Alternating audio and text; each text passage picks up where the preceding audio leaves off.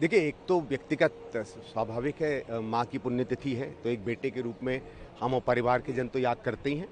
लेकिन उनसे ज़्यादा जो दिल्ली इस समय उनको देख रही है, ये पिछले उनके जाने के बाद ये तो था कि माना जाता था कि दिल्ली को उन्होंने एक बहुत बेहतरीन शहर बनाया। विकास के नए-नए आयाम छुए, कोई ऐसा क्षेत्र नहीं था जिसमें दिल्ली ने उनके 15 साल में प्रगति नहीं की। लेकिन दुर्भाग्य से उनके जाने के बाद जो दिल्ली का हाल हुआ है, उसमें एक और तरीके से दिल्ली के लोग उसे याद कर रहे हैं। हम तो नहीं चाहेंगे कभी कि कोई नेता इस कारण से याद किया जाए कि उनके जाने के बाद उनके किए हुए काम एक तरीके से नष्ट हो गए, लेकिन वही हुआ।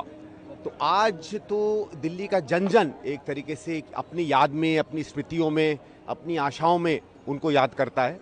और हम तो यही आशा करेंगे कि दिल्ली में जो भी नेतृत्व बने, जो भी सरकारें बने, कम से कम ये तो उनसे सीखें कि एक शहर को और अच्छा कैसे किया जाता है, बेहतरीन कैसे किया जाता है, नागरिकों के लिए सरकार कैसी होती है, और केवल राजनीति नहीं, लोकनीति की भी सरकार कैसे बनती है, शीला जी ने हमें दिखाया था। सर, राजनिवास ने चीफ सेक्रेटरी को केजरीवाल के हेल्थ को लेकर एक पत्र लिखा है और कहा है कि गाइडलाइंस को फॉलो कराइए, उनकी सेहत खराब है और रिस्ट्रिक्ट एक्शन जो है एक तरीके से बोलिए उनको कि आप खाना खाइए टाइमली, और ये कहा जा रहा है कि वो खुद खाना नहीं खा रहे हैं। आप कैसे देखेंगे हेल्थ को लेकर?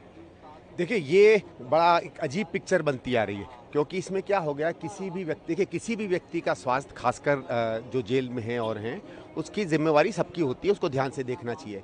लेकिन इसका जो राजनीतिकरण किया जा रहा है वो बड़ा दुर्भाग्य की बात है। क्या सत्य है, क्या सच नहीं है, हम तो नहीं जानते।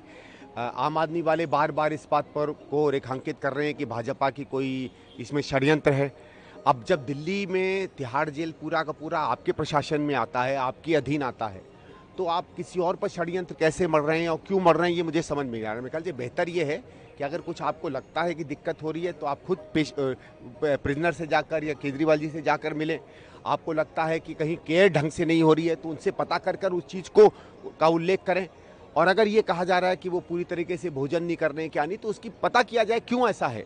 कोई ऐसा मुझे नहीं लगता कि कोई व्यक्ति जान के अपने स्वास्थ्य को बिगाड़ेगा। इसलिए क्या कारण है, कुछ ऐसे कारण हैं जिसमें कुछ स्थिति बेहतर हो सकती है, क्योंकि किसी भी व्यक्ति का स्वास्थ्य जो है वो सर्वोपरि होता है।